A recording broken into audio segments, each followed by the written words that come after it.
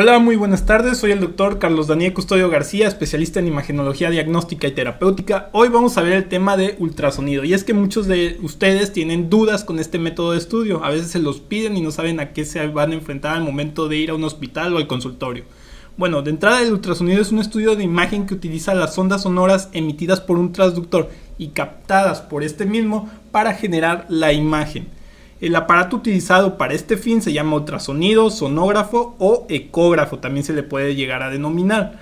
Posee varias partes entre el computador, el teclado, los transductores, los monitores, todos a su vez funcionan de una manera armónica para producir la imagen.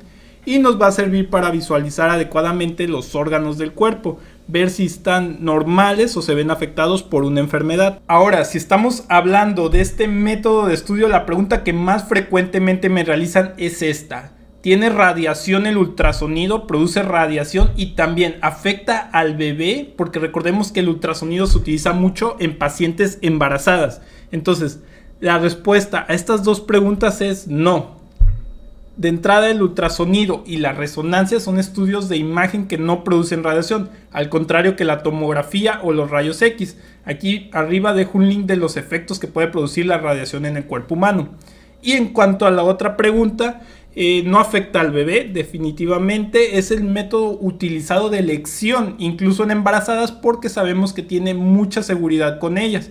Entonces se puede evaluar al bebé o enfermedades o complicaciones de la madre antes de que ella las llegue a sentir o cuando ya trae un sangrado y es necesario un diagnóstico. Entonces es el método más noble para una paciente embarazada. Bueno, la siguiente pregunta que se hacen mucho es: ¿hay algún inconveniente entonces con este método? Y la respuesta es sí, sí lo hay. Y es que es operador dependiente. ¿Qué quiere decir esto? Que si un médico que no tiene la capacitación para realizar ultrasonidos está realizándote uno, muy probablemente se le escapen diagnósticos y no te diagnostica a tiempo hasta que ya tengas una enfermedad avanzada. Por eso es necesario que el médico al que acudas al momento de hacer el ultrasonido tenga un cierto grado académico, normalmente la especialidad en medicina diagnóstica y terapéutica, en imagenología diagnóstica y terapéutica, porque es el médico que ya tiene más de 5 años de experiencia con ultrasonidos. Muy bien, muy bonito todo, pero ahora te preguntarás qué órganos se pueden evaluar por ultrasonido. Y es que esto depende mucho de la edad del paciente. Por ejemplo, hablemos de pacientes pediátricos. Se puede hacer ultrasonido transnucal, transfontanelar, de píloro, de colon, principalmente en búsqueda de colon neutropénico, y en adultos tal vez es un poquito más baja la gama de estudios que se pueden realizar. Empezando de arriba hacia abajo, se pueden realizar de ojo, de tiroides. Podemos hacer en algunas ocasiones ultrasonido de tórax cuando este lo permite, ya que el principal enemigo del ultrasonido es el aire. Entonces, lugares con mucho aire no los vamos a poder visualizar bien, principalmente tórax o cuando hay mucha distensión abdominal o aire en el colon. De ahí seguimos con los ultrasonidos abdominales, que incluyen desde la pared abdominal, el hígado, la vesícula, el páncreas, el vaso, los riñones, la vejiga, la próstata, el útero, los ovarios. Entonces es muy grande la gama de estructuras que podemos ver. Fuera de esos podemos ver ultrasonido músculo-esquelético. Aquellos que hacen deporte se pueden medir el tamaño del músculo, si tiene desgarros o si tiene alguna clase de tendinitis o tendinopatía. También podemos ver ultrasonido de hombro, de rodilla, de tobillo y ultrasonidos Doppler. Los ultrasonidos Doppler adquieren su nombre porque vemos el vaso recorriendo el vaso sanguíneo recorriendo alguna estructura anatómica, principalmente piernas o brazos. Entonces hay ultrasonido Doppler arterial y venoso de piernas, de brazos, y también hay ultrasonido Doppler hepático y renal para ver cómo está la irrigación de esos órganos. Esos son la gama de estudios que se pueden ver en ultrasonido. Tal vez omita alguno, pero también ahí los puedes ver, los voy a dejar en una tablita. Si tienes algún comentario o duda de ultrasonido que no haya salido en este video, puedes dejarlo ahí en los comentarios para resolverlo.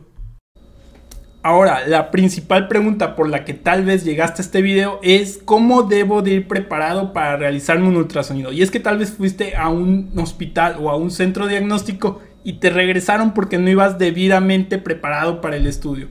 Y esto sucede en algunos estudios, o en algunos órganos específicamente en los que se necesita cierta preparación. Por ejemplo, la vesícula requiere ayuno. Si vas a hacerte un ultrasonido de hígado o de abdomen, necesitas ayuno, porque si no, esta vesícula, que tiene un contenido líquido que vierte en el duodeno, se va a desinflar si no tienes ayuno y no la vamos a poder ver y no te vamos a poder decir, ah, sí, tienes piedras en la vesícula, o ah, sí, tienes pólipos en la vesícula, o ah, sí, tienes sedimento en la vesícula. Entonces nos va a faltar ese complemento diagnóstico, no es un estudio completo y tú vas a decir luego, ay, me realizaron un ultrasonido y no vieron las piedritas. No, pues es que no ibas en ayuno. ¿Qué otro órgano necesita esta preparación? La vejiga. La vejiga necesita llenarse. ¿Cómo la vamos a llenar? Pues tomando agua, pero el agua no pasa directamente a la vejiga, pasa primero al estómago, se debe de absorber y va a llegar a la sangre en determinado momento. Hay que esperar ese tiempo, o existe ese tiempo de espera desde que te tomas el agua hasta que te den ganas de orinar, porque pasa la sangre, luego a los riñones, se filtra a los ureteros y luego llega a la vejiga. La vejiga la debemos de valorar también distendida. Si no hay orina, no se va a distender y no la vamos a poder ver adecuadamente.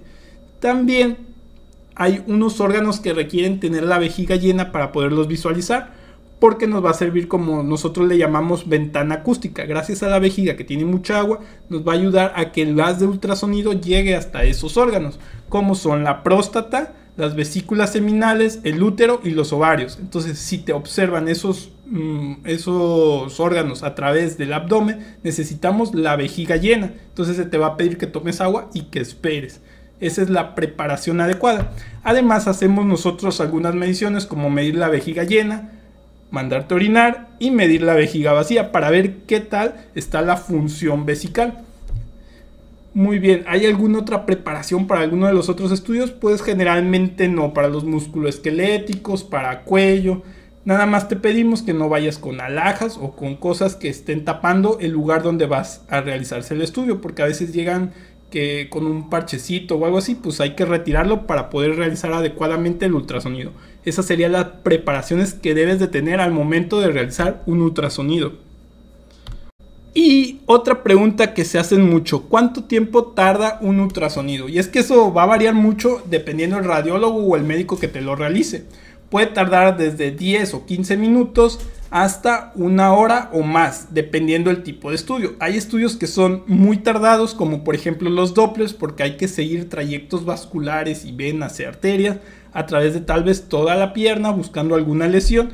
Y hay órganos que son más pequeños, que se pueden evaluar fácilmente, como la vesícula o como el páncreas, que no requieren tanto tiempo de estudio.